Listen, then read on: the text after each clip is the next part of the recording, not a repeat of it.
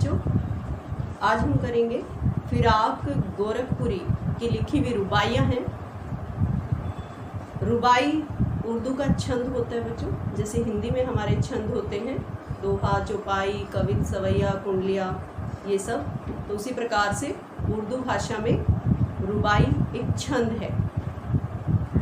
इन रुबाइयों में फिराक गोरखपुरी जी ने, जो कवि हैं हमारे, उन्होंने एक माँ का अपने बच्चे के प्रति जो स्नेह है, प्रेम है, वात्सल्य भाव जिसको काव्य की भाषा में कहा जाता है, वो स्पष्ट किया है कि किस प्रकार से एक माँ अपने बच्चे से स्नेह करती है, प्रेम करती है, किस प्रकार से अपने हाथों में उसको झूला झुलाती है, कभी गोद में लेती है और किस प्रकार से उसको नहलाती है, किस प्रकार से उसके बालों में कंघी करती है और बच्चा भी माँ के स्नेह को देखकर किस प्रकार से माँ के प्रति अपना जो स्नेह है वो प्रकट करता है। और बाल मनोविज्ञान जिसको बोला गया है बच्चों, कि किस प्रकार से एक बच्चा जो होता है कभी कभी ऐसी जिद या ऐसा हट कर बैठता है जो पूरा करना भी माँ के लिए संभव नहीं होता, लेकिन फिर भी माँ अपने बच्चे के लिए उस जिद को, उस हट को किस प्रकार से पूरा करती है। यानी कि चांद लेने की जब हट एक बच्चा कर बैठता है तो उस चांद को माँ बच्चे के हाथों में किस प्रकार से उतारती है। यानी कि माँ का अपने बच्चे के प्रति वात्सल्य, जो प्रेम है, वात्सल्य की जो भावना है, उसको अपने काव्य के माध्यम से, अपनी रुबाइयों के माध्यम से फिराक गोरखपुरी जी ने स्पष्ट किया है। दूसरा, इन रुबाइयों में हमारे जो पारंपरिक रीति रिवाज हैं, त्यौहार हैं, जिनमें दीपावली का जिक्र किया है कि दीपावली जो हमारा त्यौहार है, कार्तिक मास की अमावस्या को जो मनाया जाता है, तो किस प्रकार से पूरे जो घर हैं उनकी साफ सफाई हम करते हैं और घी के जो दिए हैं वो जलाते हैं, मिठाइयाँ बांटते हैं और बच्चा उस दिन क्या कुछ करता है और माँ अपने बच्चे के लिए क्या करती है। रक्षाबंधन का जो पवित्र बहन और भाई का त्यौहार है, एक पवित्र रिश्ते का त्यौहार है, उसके बारे में भी कवि ने प्रकाश डाला है, बताया है कि वो कब मनाया जाता है, यानी कि सावन मास में वो मनाया जाता है। और किस प्रकार से जो बहन होती है, घर की जो बेटी होती है, वो अपने भाई की कलाई पर राखी बांधती है। और सावन मास में आकाश जो है वो काले काले बादलों से घिरा होता है और उनके बीच में चमकने वाली जो बिजली होती है, उसी प्रकार के राखी के जो लच्छे हैं, राखी एक बहन के हाथों में किस प्रकार से चमकती है। इस प्रकार से जो रुबाइयाँ हैं आपकी, उनमें वात्सल्य प्रेम के साथ साथ हमारी जो सभ्यता है, संस्कृति है, पारंपरिक जो त्यौहार हैं वो किस प्रकार से मनाए जाते हैं, इन सारी बातों का जो वर्णन है वो फिराक गोरखपुरी जी ने किया है। तो देखो बच्चों, आंगन में लिए चांद के टुकड़े को खड़ी। एक माँ, कवि क्या कहते हैं, चांद का टुकड़ा यानी कि बहुत ही प्रिय बेटा, बहुत ही प्रिय पुत्र को एक माँ अपने आंगन में लेकर खड़ी है, हाथों पे झुलाती है उसे गोद भरी। गोद भरी का अर्थ है कभी गोद में ले लेती है और कभी उसको अपने हाथों पर झुलाती है। तो कभी क्या कहते हैं, एक माँ अपने बच्चे से किस प्रकार से अपना स्नेह, अपना प्रेम व्यक्त करती है, प्यार करती है। तो कभी कहते हैं कि एक माँ है जो आंगन में, अपने घर के आंगन में अपने बच्चे को गोद में लेकर खड़ी है और कभी उसको अपनी गोद में, ममता की, स्नेह की जो गोद है उसमें ले लेती है और कभी उसको अपने हाथों पर झुलाती है। रह रह के हवा में जो लोका देती है, लोका देना होता है बच्चों, ऊपर उछाल उछाल कर बच्चे को खिलाना। रह रह कर, बार बार, पुनरुक्ति प्रकाश अलंकार होता है इसमें। रह रह के हवा में जो लोका देती है। आगे कभी कहते हैं कि माँ अपने बच्चे से इस प्रकार से स्नेह करती है, प्रेम करती है कि वो बार बार ऊपर उछाल उछाल कर, हवा में ऊपर उछाल उछाल कर उससे स्नेह करती है, प्रेम करती है, यानी कि उसको खिलाती है। गूंज उठती है खिलखिलाते बच्चे की हंसी और बच्चा भी अपने माँ के प्रेम को पाकर, माँ के स्नेह को पाकर खिलखिलाकर हंसने लगता है और उस बच्चे की जो हंसी की गूंज है वो पूरे घर के आंगन में फैल जाती है, समा जाती है। इस प्रकार से माँ भी अपने बच्चे के प्रति जो स्नेह है वो व्यक्त करती है और बच्चा भी अपनी माँ का स्नेह पाकर अपना जो स्नेह है वो माँ के प्रति हंसी के माध्यम से व्यक्त करता है। नहला के छलके निर्मल जल से, छलके उसके ऊपर पानी डाल कर, और आगे कवि कहते हैं कि माँ अपने बच्चे को किस प्रकार से नहलाती है, किस प्रकार से कपड़े पहनाती है, किस प्रकार से अपनी ममता अपने बच्चे के ऊपर लुटाती है। तो माँ है अपने बच्चे को निर्मल जल, पवित्र जल, साफ जल उसके ऊपर डाल कर नहलाती है। उलझे हुए गेसुओं में कंघी करके, गेसु होते हैं बच्चे बालों में, और उसके उलझे हुए बालों में कंघी करती है। पहले माँ अपने बच्चे को, अपने प्रिय जो पुत्र है उसके बारे में जिक्र फिराक गोरखपुरी जी ने किया है कि वो निर्मल जल, पवित्र जल उसके ऊपर डाल कर उसको नहलाती है और उसके बाद उसके उलझे हुए बालों में कंघी करती है। किस प्यार से देखता है बच्चा मुंह को, और माँ जब ये सब कुछ करती है अपने बच्चे के लिए, उसकी देखभाल, उसका पालन पोषण, उससे स्नेह, उसका प्रेम, तो इस सारे प्रेम को देखकर बच्चा भी माँ के मुख की तरफ बहुत ही स्नेह से, प्रेम से, ममता से निहारता है।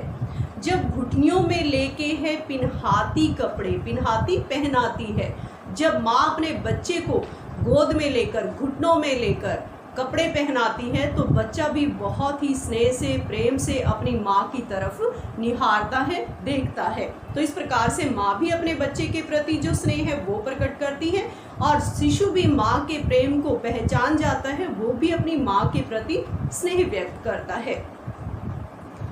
दिवाली की शाम घर पुते और सजे, पुते यानी कि रंग रोगन किए हुए, सजे सजाए हुए। तो दिवाली की शाम है, जैसा मैंने पहले बताया था कि हमारे जो पारंपरिक त्यौहार हैं उनका जिक्र भी फिराक गोरखपुरी जी ने किया है कि किस प्रकार से वो हमारी सभ्यता और संस्कृति के प्रतीक हैं और किस प्रकार से मनाए जाते हैं। और इन त्योहारों के माध्यम से भी कवि ने माँ का जो वात्सल्य है वो व्यक्त किया है, वो प्रकट किया है अपनी कविता के माध्यम से, अपनी रुबाइयों के माध्यम से। दिवाली की शाम घर पुते और सजे, तो कवि क्या कहते हैं कि दिवाली की संध्या है, यानी कि दिवाली का त्योहार है, दीपावली की शाम है और सभी जो घर हैं वो रंग रोगन से रंग किए हुए हैं और सजाए हुए हैं। चीनी के खिलौने जगमगाते लावे, चीनी मिट्टी के, बाजार में जो खिलौने बच्चों के मिलते हैं चीनी मिट्टी के, जगमगाते चमकते हुए वो माँ अपने बच्चे के लिए लेकर आती है। वो रूपवती मुखड़े पे एक नरम दमक, नरम होता है कोमल, दमक चमक, रूपवती सुंदर। और जब माँ ऐसा अपने बच्चे के लिए करती है तो कवि कहते हैं कि माँ के कोमल मुखड़े पर या सुंदर मुखड़े पर एक जो चमक है वो आ जाती है, यानी कि माँ अपने बच्चे के लिए जब ये सब कुछ करती है तो वो बहुत अधिक प्रसन्न हो जाती है, खुश हो जाती है। बच्चे के घरौंदे में जलाती है दिए, घरौंदा होता है बच्चों, बच्चे जो मिट्टी का घर, रेत का घर खेलने के लिए बना लेते हैं, तो दिवाली की शाम जब माँ पूरे घर में दिए जलाती है तो अपने बच्चे के घरौंदे में भी खेलने के लिए जो मिट्टी का, रेत का घर बनाया हुआ है उसमें भी जब वो दीपक जलाती है, दिए जलाती है, तो माँ के सुंदर मुखड़े पर एक कोमल जो चमक है वो आ जाती है। यानी कि जब माँ अपने बच्चे के लिए ये सब कुछ करती है तो बच्चा बहुत अधिक प्रसन्न हो जाता है और उसकी खुशी को देखकर माँ भी बहुत अधिक खुश हो जाती है। तो इस प्रकार से दिवाली के त्योहार के माध्यम से माँ और बेटे का जो स्नेह है वो कवि ने स्पष्ट किया है। आंगन में ठुनक रहा है, जिदियाया है, बालक तो हई चांद पे ललचाया है। बच्चे की हट के बारे में, बच्चे के जिद के बारे में वर्णन कवि ने किया है कि अपने घर के आंगन में ठुनक रहा है, यानी कि झूठ मूठ का रो रहा है, जिदियाया है, जिद करके बैठा है, हट करके बैठा है। बालक तो हई चांद पे ललचाया है, हई यानी कि है। बच्चा तो कवि कहते हैं कि बच्चे का जो मन है, दिल है, वो चांद के ऊपर आ गया है, वो चांद लेने की जिद करके बैठा है कि मुझे चांद चाहिए खेलने के लिए। तो माँ किस प्रकार से अपने बच्चे की हट को, जिद को पूरा करती है, दर्पण उसे दे के कह रही है माँ। दर्पण यानी कि आईना, शीशा। तो बच्चों कवि क्या कहते हैं कि माँ ने उसको दर्पण दिया, आईना दिया, और माँ अपने बच्चे से क्या कह रही है, देख आईने में चांद उतर आया है। माँ अपने बच्चे की हट को, जिद को किस प्रकार से पूरा करती है कि बच्चा जो है वो आंगन में ठुनक रहा है, झूठ मूठ का रो रहा है और हट करके बैठा है, जिद करके बैठा है कि उसे खेलने के लिए आकाश वाला चांद चाहिए। और किस प्रकार से माँ अपने बच्चे की जिद को पूरा करती है कि दर्पण उसके हाथ में दे देती है, शीशा या आईना उसके हाथ में दे देती है और बच्चे से कहती है कि देख आईने में चांद, आसमान या आकाश का जो चांद है वो तेरे हाथों में है, अब इससे तू खेल सकता है। तो इस प्रकार से एक माँ अपने स्नेह के साथ साथ, वात्सल्य के साथ साथ जो प्रेम या स्नेह अपने बच्चे पर लुटाती है और उसकी जिद को भी पूरा करती है। रक्षाबंधन की सुबह रस की पुतली। रक्षाबंधन या राखी का जो त्योहार है, सावन मास की पूर्णिमा को जो मनाया जाता है बच्चों, तो वो किस प्रकार से हमारी सभ्यता और संस्कृति का प्रतीक है और किस प्रकार से मनाया जाता है, अपनी रुबाइयों के माध्यम से कवि ने ये स्पष्ट किया है कि रक्षाबंधन की सुबह है, रस की पुतली, घर की बेटी, मीठी मीठी बातें करने वाली घर की जो बेटी है, वो किस प्रकार से रक्षाबंधन का त्योहार मनाती है। छाई है घटा गगन की हल्की हल्की, और घटा यानी कि बादलों की, गगन आकाश में बादलों की हल्की हल्की जो घटाएं हैं, काले काले जो बादल हैं वो छाए हुए हैं। और रक्षाबंधन की सुबह है, यानी कि रक्षाबंधन या राखी के त्योहार का दिन है और घर में मीठी मीठी बातें करने वाली बेटी है। आसमान में, आकाश में काली काली घटाएं या बादल छाए हुए हैं। बिजली की तरह चमक रहे हैं लच्छे। लच्छे मतलब राखी, राखियों की जो चमक है, बेटी के हाथों में जो राखी है, तो वो कवि ने बताया है कि जिस प्रकार से काले काले बादलों के बीच में से बिजली चमक रही है, उसी प्रकार से रस की पुतली के हाथों में, घर की बेटी के हाथों में राखी के जो लच्छी हैं, राखियां जो हैं वो चमक रही हैं।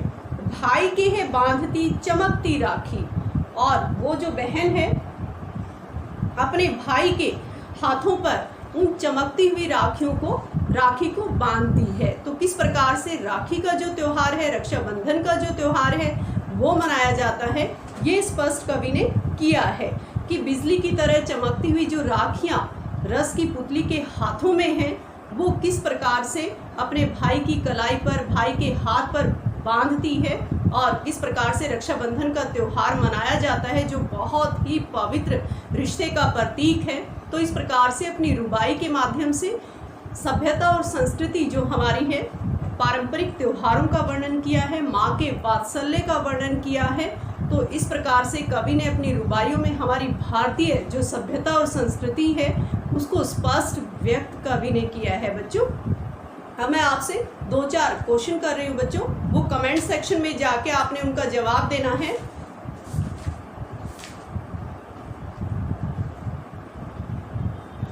फिराक गोरखपुरी को जेल कब जाना पड़ा? कवि परिचय भी अच्छे से आपने याद करने हैं। रक्षाबंधन का त्योहार कब होता है? चांद का टुकड़ा में कौन सा अलंकार है?